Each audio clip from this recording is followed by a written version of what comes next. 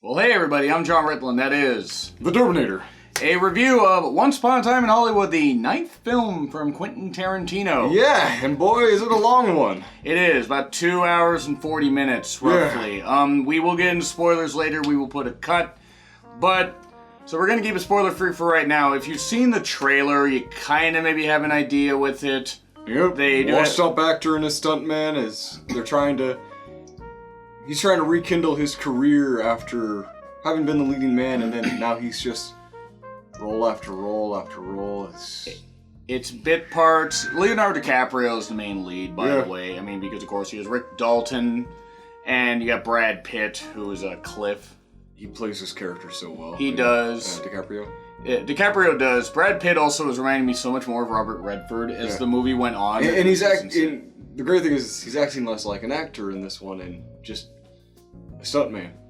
Yeah, well, I think that was kind of the role. It was like just him playing who he is. But yeah, they've been. Brad Pitt's been a stunt double for a while, for like 8-9 years, something like that. But yeah, it's kind of funny to think about.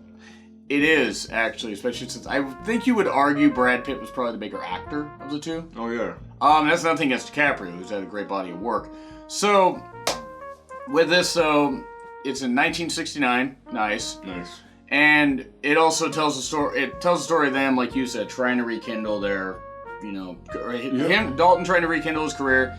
Brad Pitt just trying to make ends meet, be his friend and everything. Yeah, the story's intermingled with flashbacks, cutbacks to when they were doing real deal work and when they were involved in big projects. Yes. And some backstory of the characters as well. Which we'll get into a little bit probably in the spoilers. There is a lot of detail here, as you would expect from a Tarantino movie. Now, I will say this.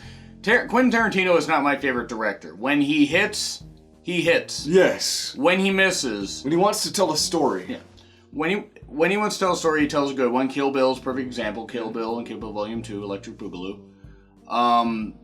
Surprisingly, the gratuitous violence that you'd expect out of a Tarantino film was saved to the end, and even by then it was restrained, even by his standards. And that's saying that this is no Inglourious Bastards where they were doing that stuff. This was no Django Unchained, or as some still say, to Django Unchained, and you people are wrong. But The Django Unchained, starring Leonardo DiCaprio. The D is silent. Leonardo DiCaprio? I love that comic. I guess so great. Anyway. But with this, also in this story, you had the story of Sharon Tate, played by Margot Robbie, who I've never quite understood the appeal of. I don't hate her. She played this role well, but she didn't really have much to do in this movie. Which kind of encapsulates Sharon Tate's career, to be fair. You also had Emil Hirsch, at least I hope I pronounced that right. He was a supporting character, but he was a guy in the live-action Speed Racer, and actually, I think it's gotten a bad rep in his career after that movie. Mm-hmm. It really wasn't that bad. But yeah, you have them kindling their, keeping the friendship going and everything. Dalton and Cliff, and Al Pacino's in there. Friends, brothers, but a boss and an employee. Yeah. But you got Al Pacino in there, and he's basically offering Dalton a whole bunch of work and stuff like that, which is and he's an agent. He's an agent. I mean, him sitting down or standing up, he's the same height. So, with that, am I wrong? No. I mean, just Robert De Niro could have a stare off.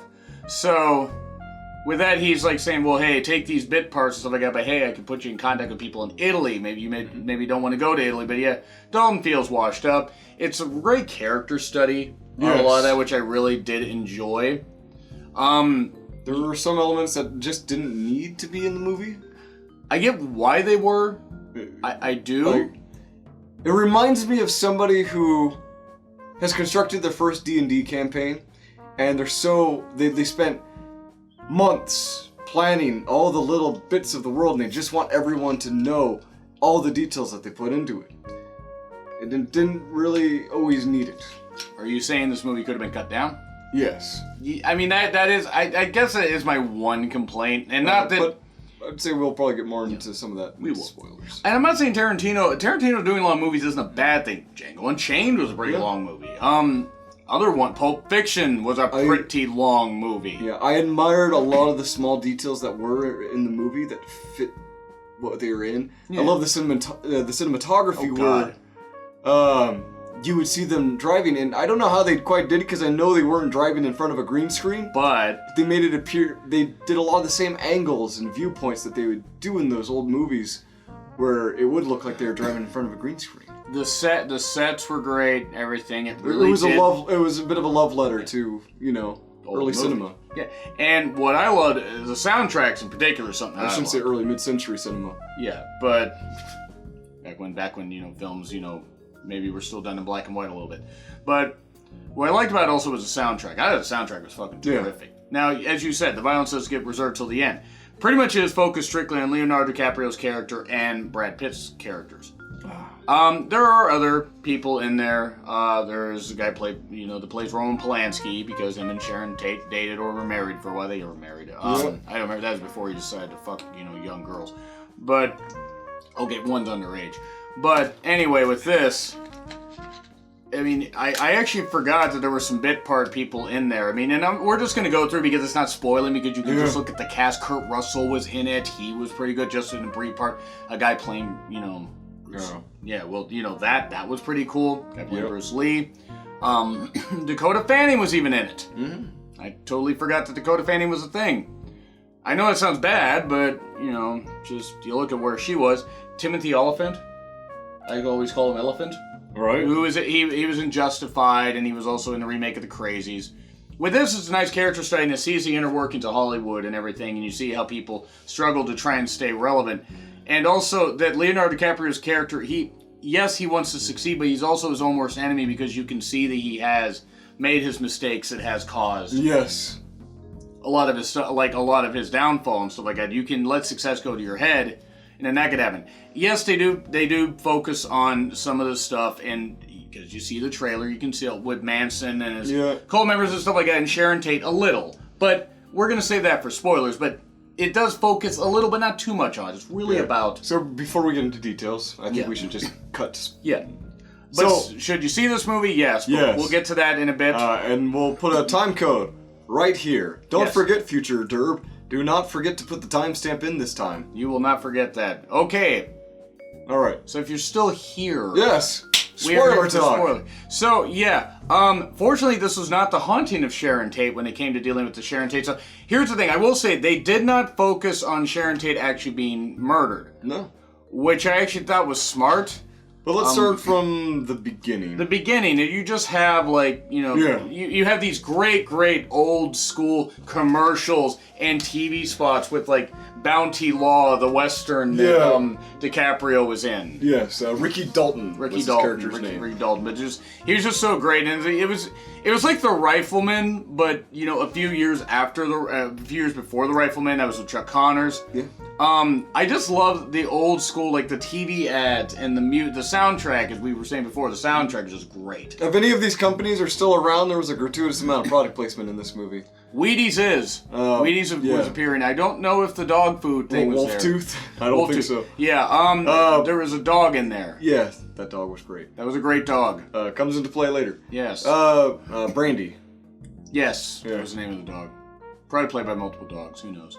But this whole thing of studying, you see Rick Dalton's character as things go on. Brad Pitt. Him breaking down after Al Pacino's character, Mr. Schwartz. Yeah. Came to visit, talk to him about how his career's on the decline. Like, he wants him to go to Italy and film some of those spaghetti westerns. That Italy was pumping out like crazy in the 60s and early 70s. And it was at that moment where Ricky Dalton realizes that his career is almost over. And that could tie into a lot of people in Hollywood where they feel like they reach the highest highs. It made him feel like a has-been. Yeah. When that isn't really the case. Because that doesn't mean you can't go somewhere else and be successful. Hollywood moves fast. Yes. I thought Brad Pitt's character was terrific in this. That's probably the most I've liked Brad Pitt in a role since Inglourious Bastards, I would say. I mean, it's hard not to like someone who beats up Nazis for a living. That's a good point. When did beating up Nazis become a bad thing? But I just like everything about it. Hashtag not all Nazis. Yes, all Nazis. Yes, but we're not going to get into every bit of a detail, but I did like the picture stuff. As you said, cinematography was great. Everything really looked spectacular. You had moments where it was filmed 60s and 70s styles of movies. Yes, sir. And Tarantino. Yeah. He loves that kind of shit. He loves, especially for the 70s, loves the grindhouse stuff. Yes. There were a lot of aspects, though, of this movie that I didn't really care for. I didn't really care for a lot of what happened with Sharon Tate. Like, she should have been a background character in this. This wasn't a movie about Sharon Tate and Roman Polanski. Yeah. It should have been more of a tell-don't show. Like, let them interact on occasion, but keep the movie focused on Rick Dalton. You could have excavated 45 minutes of this movie out. Maybe even 25. Yeah. I mean, maybe even 25 if you really want to keep a lot of the detail stuff in. Why the hell did we have to watch her go to a theater and enjoy her own movie? Because Margot Robbie was distracted by shiny things. Probably. Or Sharon Tate. Like, if she went out to pick the book and then she walked up to the theater to go watch a movie starring her, and then that was it for that scene, that would have been fine. Even if they had gone in and they'd shown one scene where people were laughing and enjoying her performance, okay, we didn't need to keep cutting back to it a couple times. Yes. Maybe is what I think what you're saying. Yeah, we didn't need to see all of the details, but we did need to see some of them. Like, right. If you didn't make it almost half the movie about Sharon Tate, I think this movie would probably rate higher to me. I get that. I do get that. I'm going to still rate it a little bit higher, but we'll get into that here in a little bit. But just really, again, what I like, I mean, even later in the movie, you got the stuff about Manson. I mean, he was a background player. I mean, he's in one scene. He isn't. He wasn't in the movie. Oh, they focused on guy, the long-haired guy was called Tex. Yeah, that's right. That wasn't. Yes, we'll get into that too.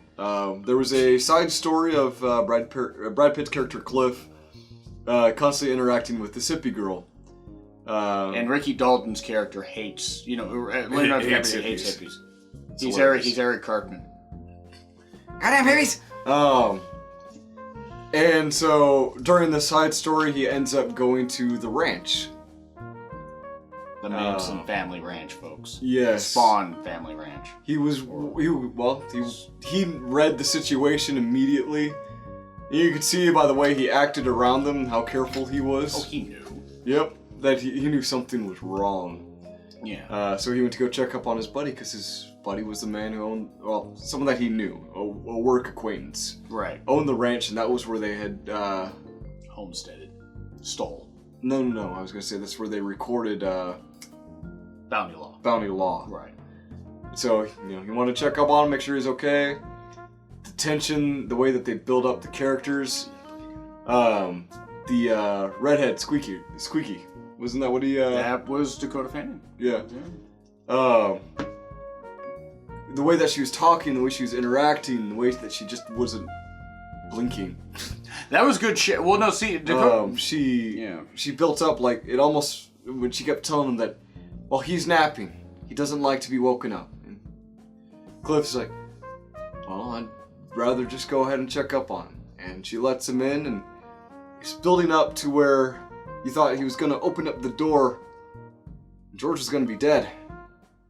And, he goes over and he goes to wake him up. He's like, George. And starts shaking him. He rolls over, and then he's like, who the hell are you? That was actually Bruce Dern. I didn't realize that was Bruce Dern. I thought an earlier guy was Bruce Dern. Yeah, and he played the angry old man perfectly. Yes, and as it turns out, they were telling the truth. George is blind, and that, he's perfectly fine. Except there's a whole bunch of murder cult members living on his freaking property. He didn't know that. True. So Cliff goes to leave, and... God, this scene. Yeah, so the hippie chick who goes by Pussycat... I liked her. Yeah, kind of told him off and told him how he embarrassed her. And he's just like... He doesn't give two shits. No. Brad Pitt. Yeah, and so he goes to walk and she's like, you should leave. He's like, I'm already on it. But the tire. But the tire has a good old knife in it. And he looks over at the guy who knifed it and he goes, did you do that? And he goes, well, you see, this is my boss's car. If anything happens to my boss's car, he gets mad at me. Thankfully, my boss has a spare. He goes to pull up the tire.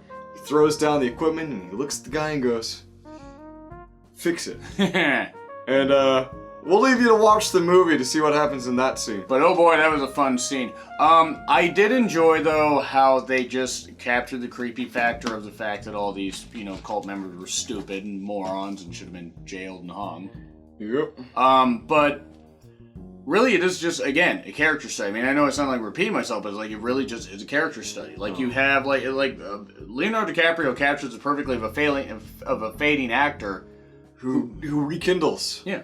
His fame, not to the extent that it was at, but it's much like somebody who, say, 20 years ago was really popular in every leading man role, started to fade in the mid-2000s, and then all of a sudden is gaining popularity and finally won an Oscar with the movie. Robert Downey Jr., you're talking about DiCaprio. Yes. Oh, okay, yeah. I was going to say, Robert Downey Jr. actually had that for a while where he wasn't in anything, but that was drugs. With this, though, and we're not going to get into too many spoilers about the ending part, but they do bring some Manson cult members in, and oh boy, does it earn its R rating from there. I mean, granted, all the swearing, but it does earn its R rating at that point. Let's just say Brandy is the goodest dog. Yes, the ghost girl. That was pretty cool, though. Yes, there were things they could have cut out. I do agree with you about the Sharon Tate stuff. I get it. I'm not saying that I don't want Margot Robbie to get screen time, even though I, again, don't get her appeal. I don't hate her. I just don't get it. Yeah. And her version. She played a very good...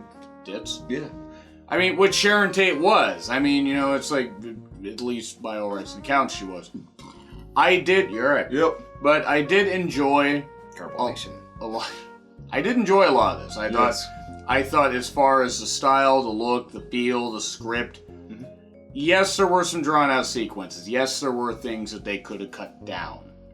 But, and I know you didn't see this, but I saw Midsommar, which I hope I pronounced right this time. But that clocked in about 2 hours and 25 minutes, which is pretty close to this. Yeah. And I didn't get bored watching that. I'm not saying you did, but yes, they could have cut stuff out. But I will have to say now, we're just going to cut back to this. Oh. Should we cut back to the spoilers? Spoiler talk ends here. So anyway. Yes. Thank you for skipping the spoilers if you skipped it, because if you want to go enjoy the movie for yourself and you haven't seen it, my recommendation is, if you like stories, go see this. This isn't going to be what you expect from a Tarantino film, but at the same time, it is a terrific character study. The cinematography is great. Soundtrack. I just can't get over the stories within stories within stories can be really entertaining. They really can be. I mean, and much like, I will say for a Tarantino movie, much like my dating life, this is involving a lot of restraint. So, this, A-. You say A-. Yeah, I think A- for me as well. There was a lot that could be cut back, but at the same time, I really enjoyed the movie. Yeah. I recommend seeing it if you're the kind of person who... I'm a casual moviegoer. I don't see anywhere like 0.002 of a third of what he sees. I have seen a few... this is the 21st movie I've seen this year, either in theaters or on Netflix. So, but even I found a lot of enjoyment out of this movie, out of the little details in it. The entertainment, the fact that it used dark comedy, it used the stuff like... I did love the interaction. This isn't spoiling anything, but the interaction with Rick Dalton and the girl who played the little girl. I like that. I liked that interaction on that one set when Dalton was trying to revitalize his career. Yep. But yeah, A- for me, and... A- for me. There's a poll up here, and you can grade the movie if you've seen it as well. Or you can grade the poll. You can't grade the poll. I'm not putting that up there. No one grades my poll but me. But okay. Like or dislike, hit subscribe. Or alternatively, share the video around. Yeah. Maybe get people to watch us and then get people to watch the movie. I mean, made $40 million this weekend, biggest opening for a Tarantino movie. Yeah. So at the box they put a lot of work into this and it shows. You can tell. It was a labor of love. Yes. Like 12 Years a Slave. Anyway, so do all that stuff that he said, and on that note, I'm John Ritlin, that is the Durbinator. And we will see you tomorrow. Yes.